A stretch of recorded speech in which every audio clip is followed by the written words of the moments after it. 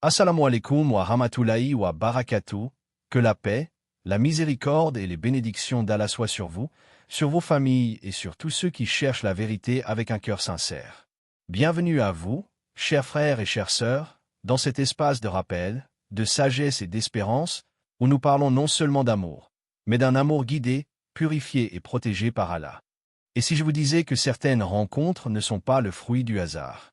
Et si je vous disais que certaines distances ne sont pas des échecs? Et si je vous disais que certains silences, certaines épreuves, certaines séparations temporaires ne sont en réalité que des préparations divines?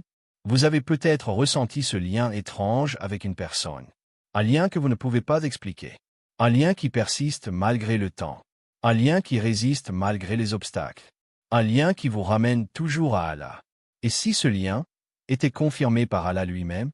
Dans un monde où l'amour est souvent réduit à une émotion passagère, à un désir ou à une simple compatibilité humaine, l'islam nous enseigne une vérité bien plus profonde.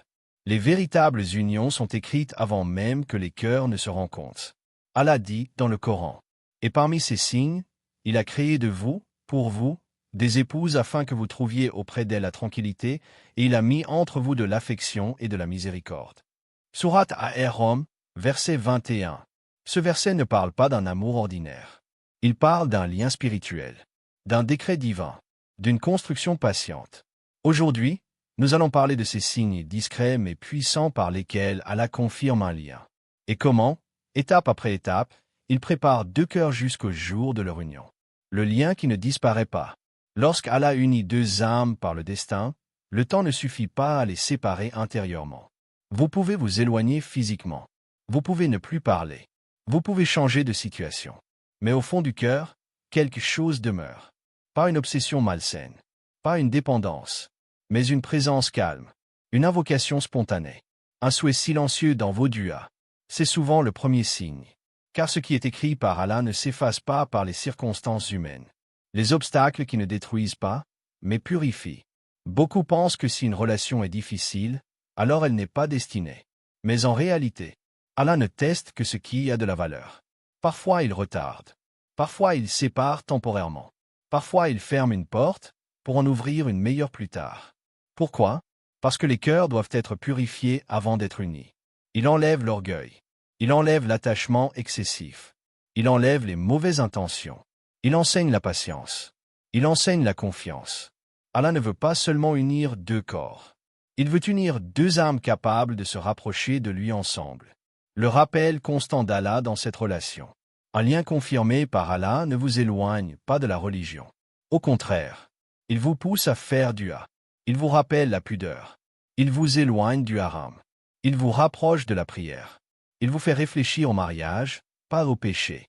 Même dans la difficulté, ce lien vous ramène vers Allah.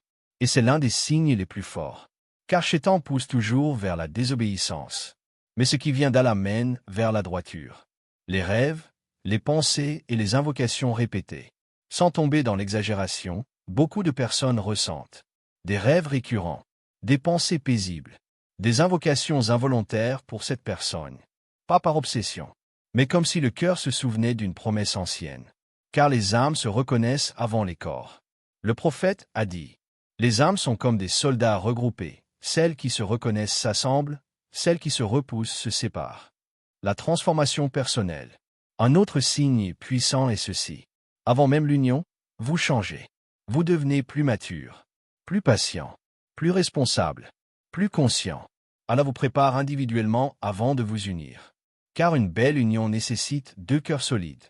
Les portes qui se ferment ailleurs. Vous essayez peut-être d'oublier, de passer à autre chose, de commencer ailleurs. Mais sans comprendre pourquoi, cela ne fonctionne pas.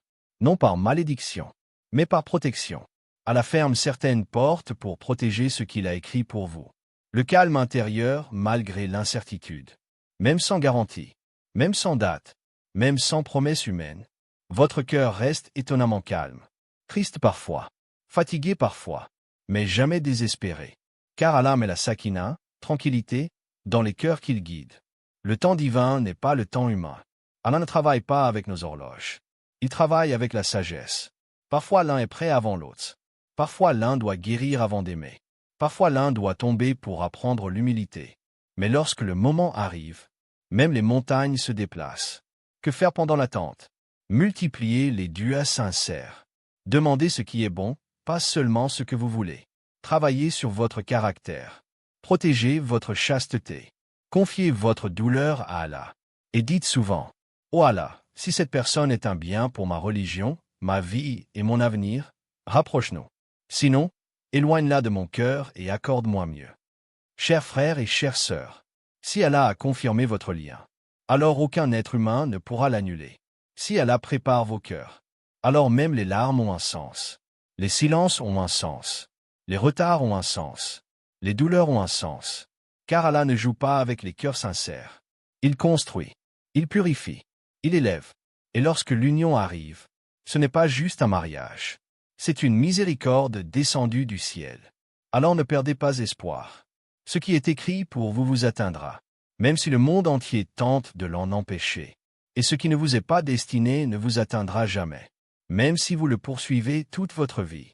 Que Allah apaise vos cœurs. Que Allah vous accorde une union bénie. Que Allah transforme votre attente en récompense.